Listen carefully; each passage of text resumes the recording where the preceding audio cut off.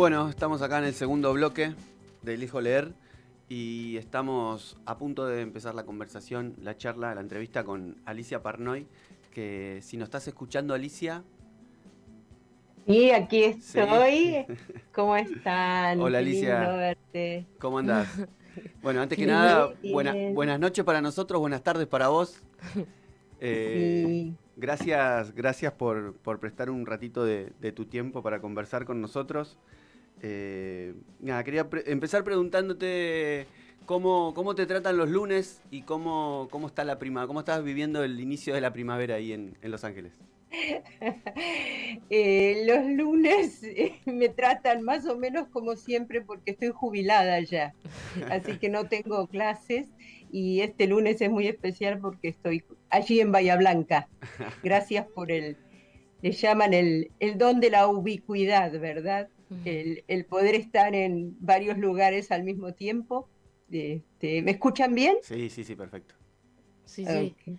¿Nos ves bien vos a Bueno, nosotros? sí, Sí. sí, sí, me hacían poner colorada con todo lo que decían de mí al principio. No, por favor. Eh, ¿Estuvo bien? pero ¿Faltó sí algo? veo que, ¿eh? ¿Estuvo bien? ¿Faltó algo? No, quería aclarar cómo llegó Diego Rosaque, porque es cierto que yo siempre digo que vuelve el cuerpo nuestro del exilio vuelve antes que la obra en general, ¿no? Y Diego me encontró en el internet. Me Mm. Mirá. encontró en el internet y decidió que tenía que volver a Bahía Blanca, mi trabajo. Hace unos cuantos años, ustedes no sé si tienen la primera edición Ajá. que él hizo, No, este, tenemos con la, Hemisferio Esta, la más... Derecho. esta. esta Sí, tenemos. sí, esa es la segunda, Claro. con foto Ah, de él que se fue allí al sitio de la escuelita y tomó la foto de la escultura es una escultura para los que estén en la radio y no puedan vernos, que es un tributo a las mujeres embarazadas que pasaron por ese campo de concentración.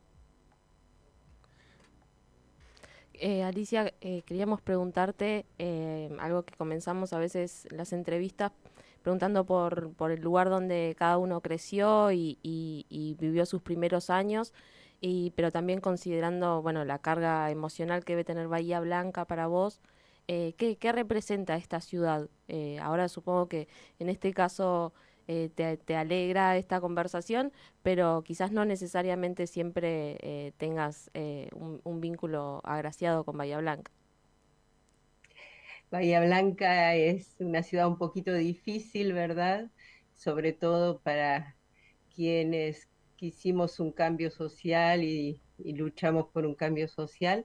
Eh, Tal vez un lugar más difícil que otros por estar sitiado por la nueva provincia, eh, cuando yo crecía, la nueva provincia, por supuesto, era el único medio de comunicación. Ahora todo se ha democratizado muchísimo, existen ustedes y existen un montón de otra gente que está dando información real sobre las cosas no es cierto, los medios hegemónicos no informan.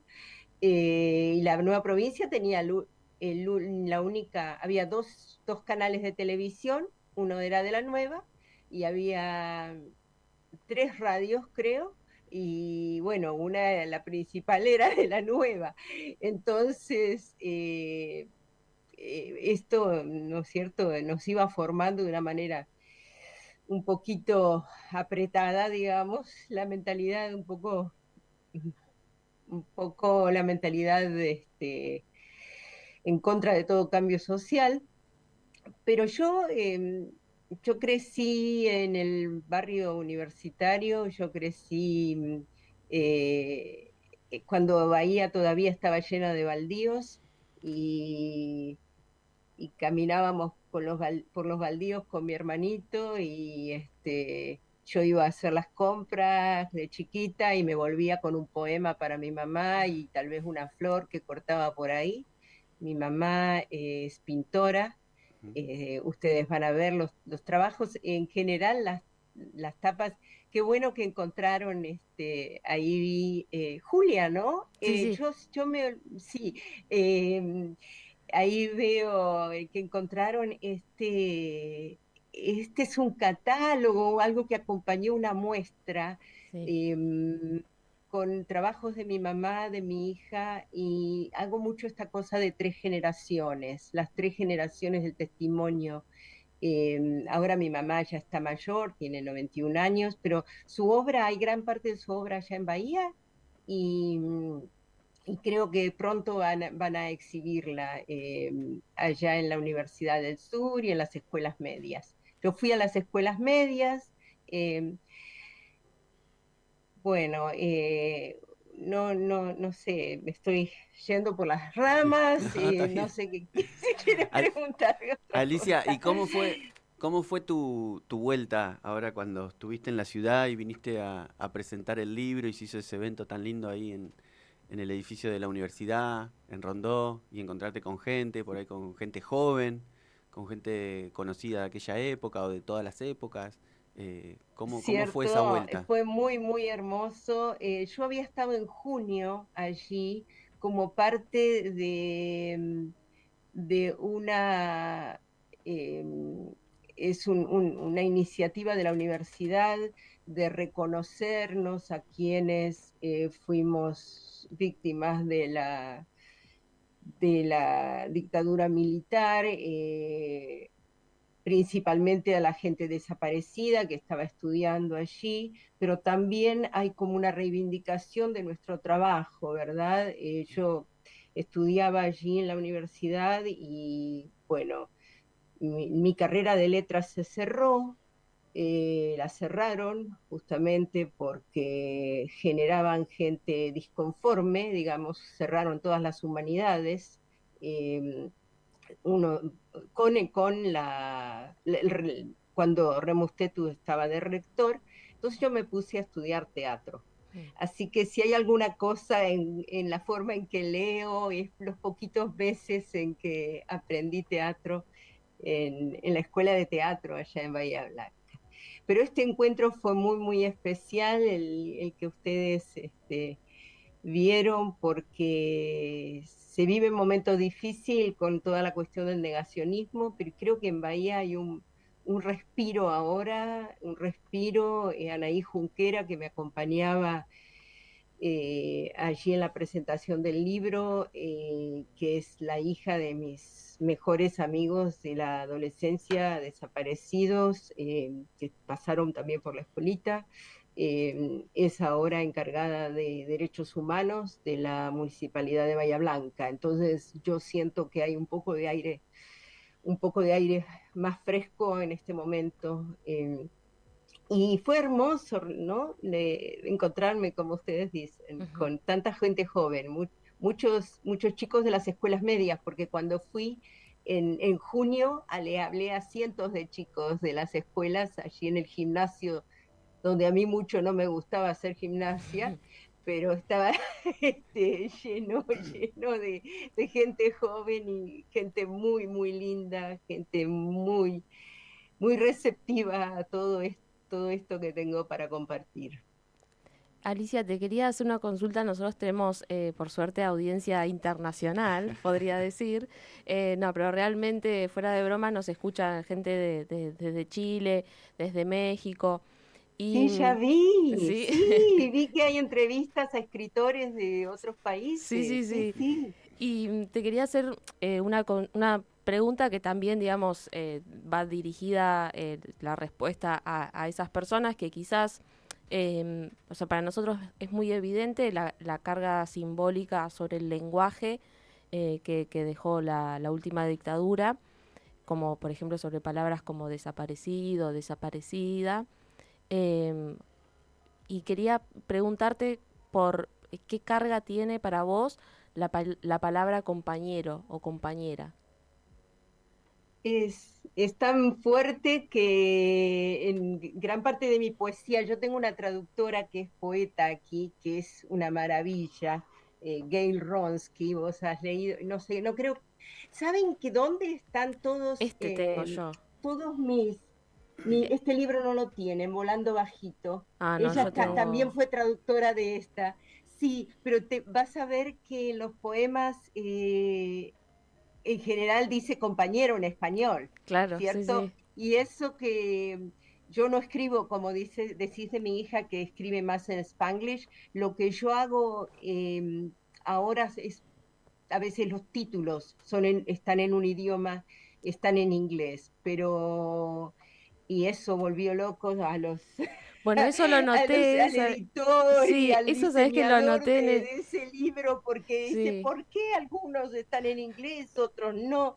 Y porque no es todo mecánico, ¿verdad? Es todo, digamos, yo hace ya 40 años que vivo en los dos idiomas y este, por suerte yo sabía inglés, me habían obligado a estudiar mi mamá me había obligado a estudiar inglés en la cultura inglesa y yo siempre cuento que me parece que me casé para no seguir estudiando porque desde los 7 hasta los 17, bueno, me casé un poquito después, pero ya no me gustaba nada.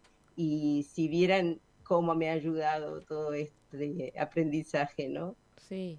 Y además, también eso te quería consultar, ¿cómo, de qué manera te serviste de otro idioma para, ya sea para elaborar pensamientos, ideas, imágenes o incluso para purgar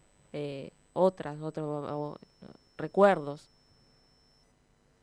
Bueno, muy interesante tu pregunta, porque en realidad como me tocaba testimoniar aquí en inglés, eso que vos decías de la distancia es muy real.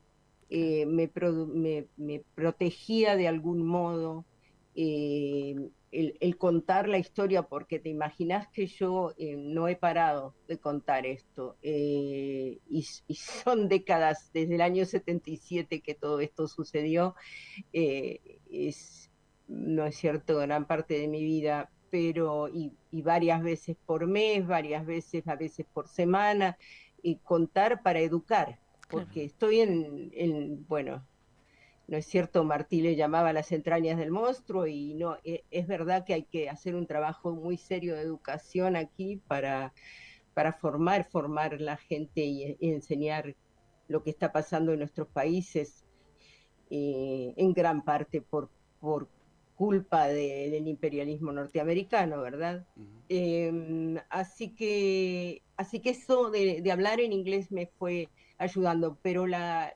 poesía nunca la pude, tengo algunos poemas escritos en inglés que son horrorosos, y bueno, no puedo escribir poesía directamente en inglés. El ensayo sí, el ensayo académico me tocó, porque hice carrera en la universidad, me tocó escribir mucho ensayo académico y recién ahora estabas hablando del regreso de mis cosas. Mi trabajo académico no ha regresado en forma de libro todavía, ni en forma de artículos traducidos, y eso estamos trabajando con posiblemente la editorial de La Pampa en alguna recopilación de mis ensayos académicos en inglés, en español, en castellano. Eh, sí, y con el idioma, te digo, yo todavía necesito que lo revisen, es decir, yo me doy cuenta que a veces escribo en inglés, mm, escribo mejor que muchos nativos del idioma aquí, pero para hablar siempre tengo algún poco de acento. Mis nietos me corrigen el así no me acento, la digas. pronunciación, pero... Y, y hablando de las dificultades, y porque vi, no sé por qué ustedes hablaban de las preposiciones en algún momento Ah, sí, en la en descripción de nuestro, de cuando volvimos. sí, Sí, Sí, sí. Entonces yo dije, vos viste en ese libro que tenés allí, yo tengo un poema Preposiciones, Sí. porque hablando de la traducción y la dificultad, lo más difícil de traducir y lo más difícil de aprender con estos dos idiomas son las preposiciones. Siempre, siempre me voy a equivocar. Y entonces tengo este poema Preposiciones que les preguntaba si lo iba a poder si iba a poder leer algo, no sé qué Sí, tenían por en mente supuesto. ustedes, Por Sí, supuesto, obvio, pero, pero claro que por supuesto, sí. pero lo vamos a dejar no para un sé si ratito más. tengo tiempo, Sí, sí, pero sí, sí, Sí. sí, sí, claro. Yo quiero preguntarte, entonces, Alicia, recién sí. en estos que estabas contando que vas y estás constantemente, hace tantos años, educando sobre el pasado reciente y oscuro de nuestro país, sobre tu testimonio y lo que le pasó a tantas compañeras y compañeros, y que estás educando a esta gente de otros países, ¿no? Y me resulta curioso ver cuál es la repercusión que tienen, qué preguntas te hacen, cuando vos le contás esto a un norteamericano o una norteamericana, a través de una charla o a través de tu libro, de tu poesía y todo el trabajo que has hecho, eh, qué es lo que recibís? Bueno, en general mis públicos son jóvenes universitarios, a los que les obligan a leer la escuelita en inglés, por supuesto, y a veces en español, porque ahora las clases de castellano. Y muchos de estos chicos y chicas vienen con un poco de preparación por parte de sus profesoras, en general son mujeres académicas, profesoras universitarias muy solidarias. Entonces, en general hay un contexto. Aparte, yo no hablo solo de mí ni de Argentina. Mi segundo libro fue una antología de mujeres en el exilio de Ujú. Latinoamérica. Esto es muy, muy viejo, tampoco volvió al país. Yo tengo, es un, es un libro Sí. que salió Ah, en Sí. el 87, porque la editorial, fue una idea de la editorial que me publicó la escuelita aquí, eh, porque yo les decía que yo me sentía muy sola hablando de esto y que tenía la gente Ujú. que aprender y conocer las otras realidades latinoamericanas de represión política. Así que, bueno, también he estado en Nepal, no sé si vieron mi Facebook, por ahí se encuentra. En Nepal hicieron una adaptación al teatro de la escuelita. Y lo Ah, que sí. sucede en Nepal es que también tuvieron una realidad de desapariciones y en el público había chicos y chicas con familias con desaparecidos en sus propias familias. mm, Así que eh, también había una conexión muy fuerte con esa audiencia y yo fui, participé, actué ah, Ah, uf.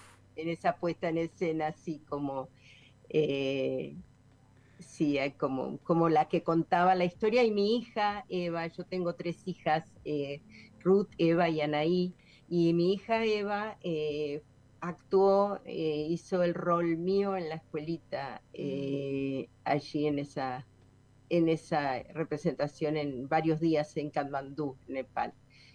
Así que sí, las respuestas en general han sido muy, muy solidarias, muy. Ahora tuve un pequeño inconveniente porque tenía que hablar a un congreso, es un gran inconveniente para mí, en un congreso en París.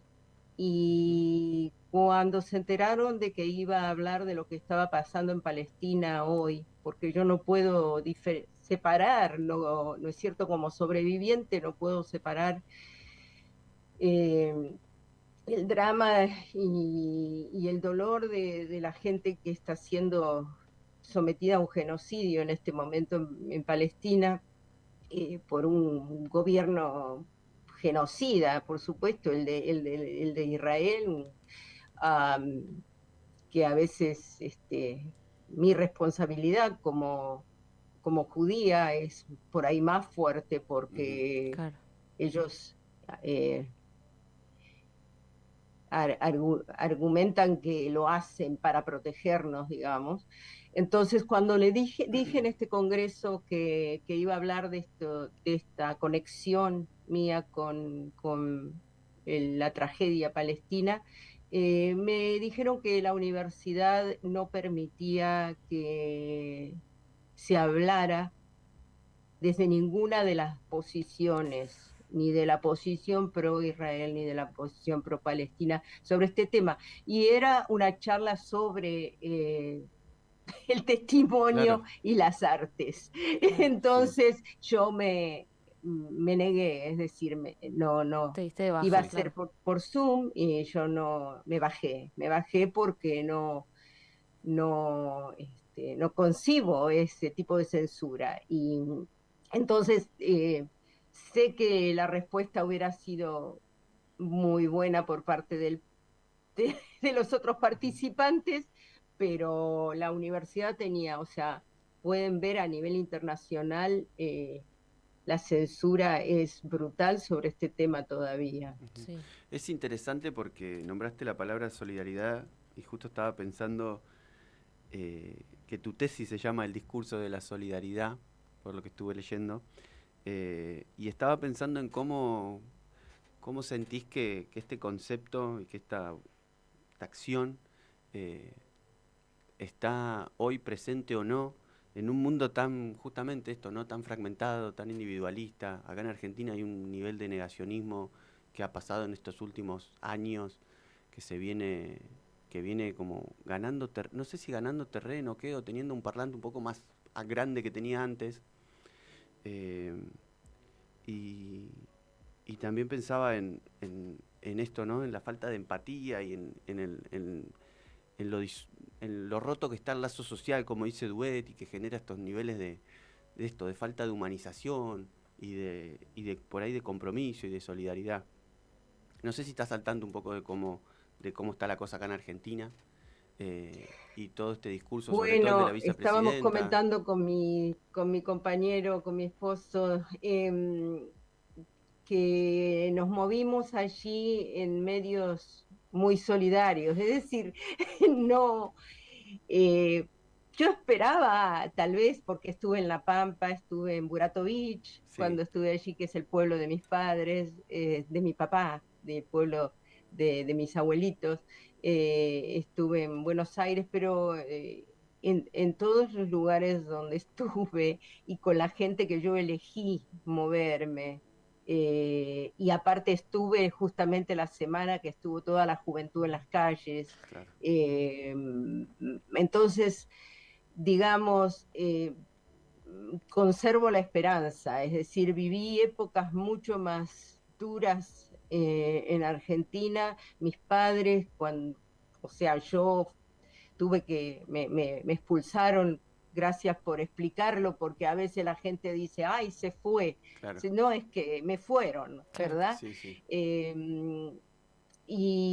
pero mis padres allá en Bahía sufrían mucho este miedo que la gente tenía de conectarse con ellos, a veces cruzaba la gente la calle para no hablar con ellos, ni con mi mamá o mi papá, o sea, eh, diferente a la situación de mi compañero que es de La Boca, Buenos Aires, y donde allí la solidaridad estaba presente durante la dictadura en su barrio, ¿verdad? claro. Eh, pero ahora, digamos, conservo la esperanza, veo que, o sea, toda la cuestión de los comedores populares, por algo están atacando esto, Ujú. ¿verdad? Por algo están rompiendo, tratando de romper todas esas fibras que vos decís, esas fibras solidarias de la sociedad.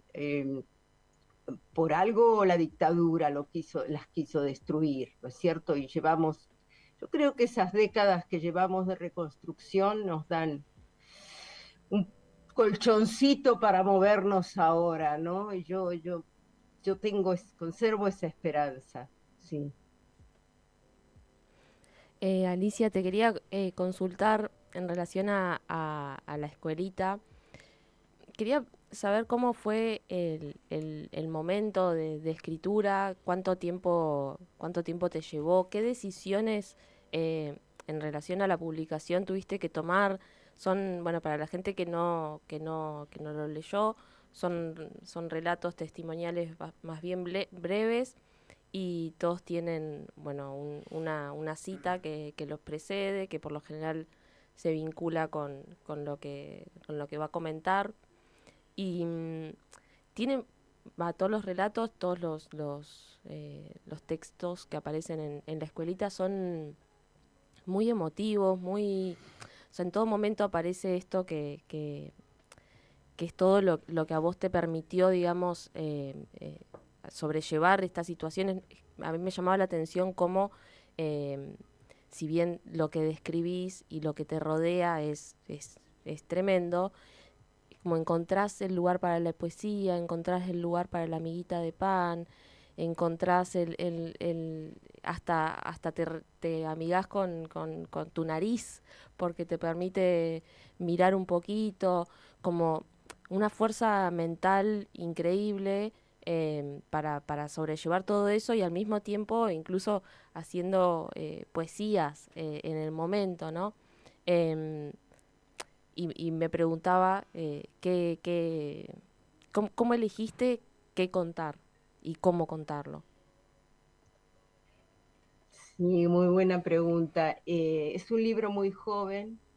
Esto pensá que lo empecé a escribir como en el 84, 85. Yo trabajaba de recepcionista en una embajada y en ese momento yo no tenía computadora ni máquina de escribir y solamente tenía, ¿verdad? Papel y lápiz y lapicera y mi trabajo, que tenía que estar atendiendo a los diplomáticos, abriendo las puertas y todo eso.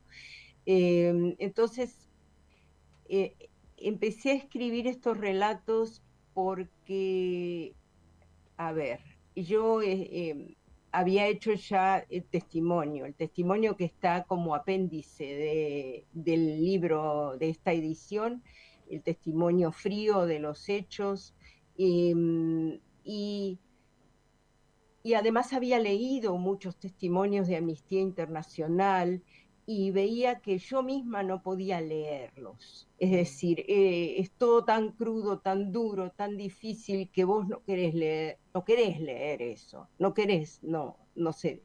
Eh, entonces yo buscaba, primero, sí, relatos breves porque yo soy muy haragana para escribir, eso tuvo que cambiar un poco, mi último libro es bastante más, más gordito, pero además soy poeta, digamos, tenía esa herramienta, ¿verdad? Y, y la verdad es que yo había descartado muchos relatos. Eh, el libro era mucho más finito y cuando se lo mandé al manuscrito a la editorial me dijeron, eh, bueno, tiene que escribir más, porque este libro tan finito no va a tener lomo y no lo vamos a poder, no se va a ver en las estanterías Claro. y tampoco vamos a poder cobrar por ese libro lo que nos cuesta la impresión. Así que yo desesperada agregando.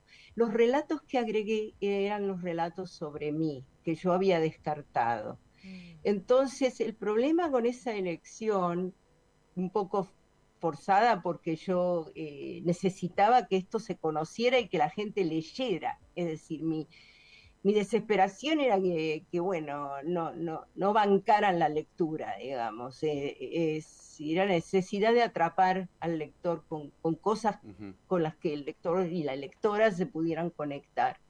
Eh, entonces, como la nariz, como vos decís, ¿no?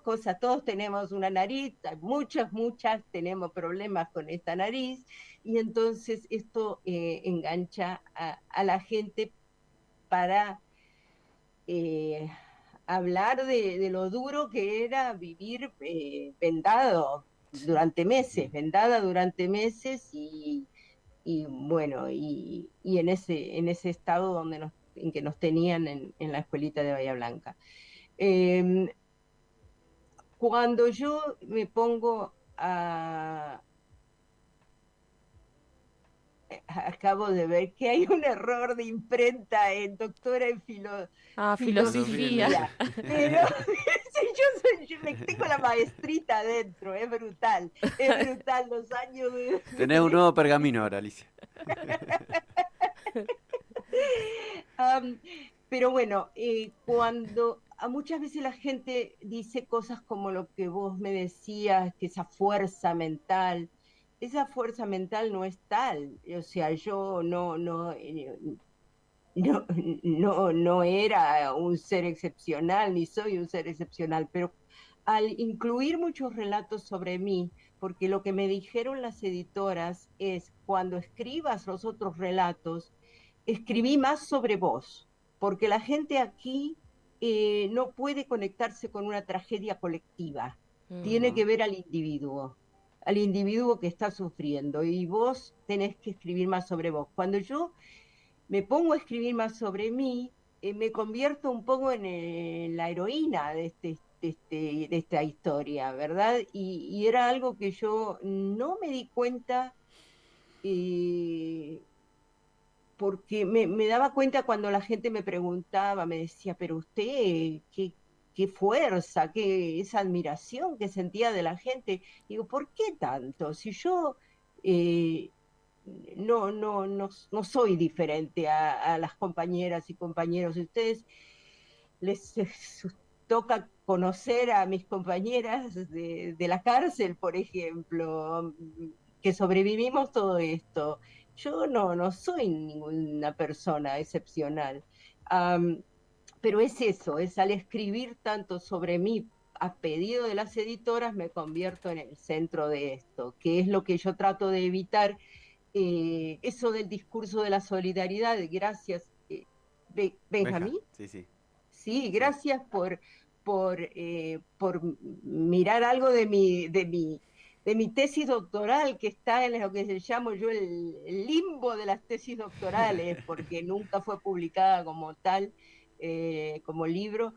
Pero sí, el asunto del discurso de la solidaridad implica no subirse al caballo, ¿verdad? Estar a la misma, lo que hace la Elena Poniatowska en México, Claro. ¿verdad? Con Hasta no verte, Jesús mío, es decir, ella como la que recoge el testimonio no está como el académico, la académica. Nosotros no somos la voz de los que no tienen voz. Por eso quería leer el poema Preposiciones, porque alude a eso, alude a la respuesta de Rosario Castellanos a, al Pablo Neruda y esa historia de que somos la voz de los que no tienen voz. Eh, no somos esos, pero bueno. Léelo, por favor, Alicia. Sí, sí, sí. Leo, ¿tengo tiempo? Sí, Se Sí, por sí, llama supuesto, sí. por supuesto. Preposiciones. Y entonces esa referencia a Rosario Castellanos es en este poema que se llama El regreso de ella, donde dice que si necesitamos una excusa, busquemos otra para hablar, que no el de ser la voz de los que no están, ¿verdad? Búsquenlo porque es una maravilla ese poema.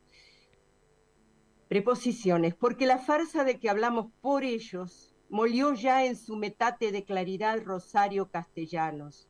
Tampoco nos llenemos la conciencia de para, porque hacia dónde tender ramas de olivo si ellos ya no están.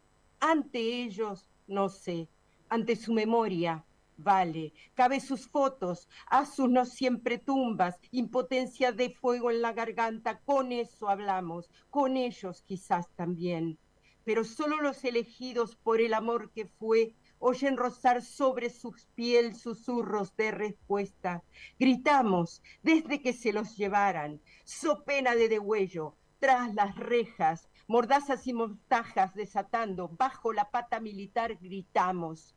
¿Acaso no entendemos todavía que por es imposible? Que si por fuera no nos daríamos aún por enterados de la brutalidad de ese despojo, porque sin ellos, porque siempre sin ellos nos quedamos, levantando la voz contra la marejada, entre las piedras rotas y los cimientos de la ciudad en que, entonces sí, por ellos y con ellos, adolecíamos de ansias de abrazarnos a esa especie de tierno animal desconocido al que por falta de mejor nombre habíamos bautizado liberación. Me falta el lenguaje inclusivo, estoy en esta encrucijada ahora con mi obra vieja y a veces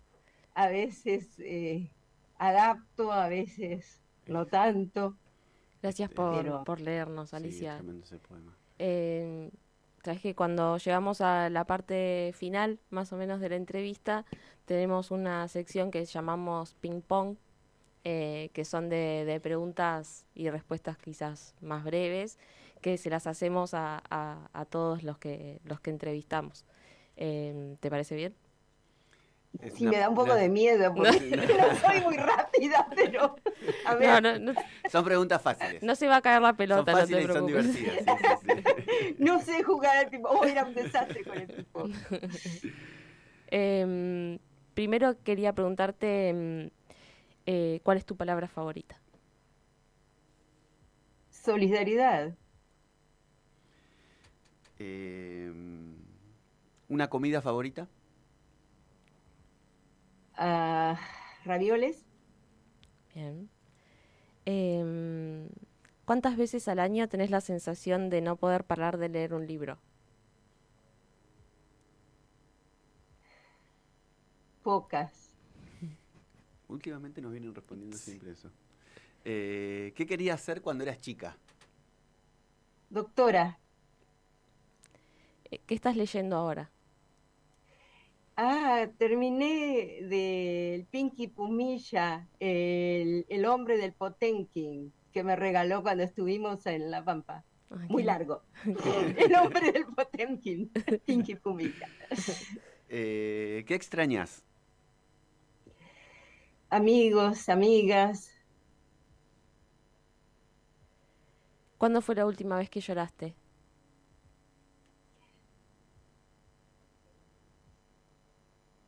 Cuando murió mi papá, diciembre. ¿Una lectura pendiente de algo que siempre hayas querido leer y que lo hayas ido corriendo en el tiempo? ¿O que haya salido ahora y te decís, tengo ganas de leer esto y todavía no lo tengo en mis manos? El Quijote. Leí solo la mitad. Está muy Ya bueno. leído el 2666, lo tenía pendiente ya. Ah, ese es Ah, ese grandote. sí. Y Y- cuando me retiré, ping-pong, no mala para el ping-pong. No, muy muchacha. buena. No, muy bien, muy Y bien. lo último que te quería preguntar es si hay algún artista, no necesariamente vinculado a las letras, que nos recomendarías.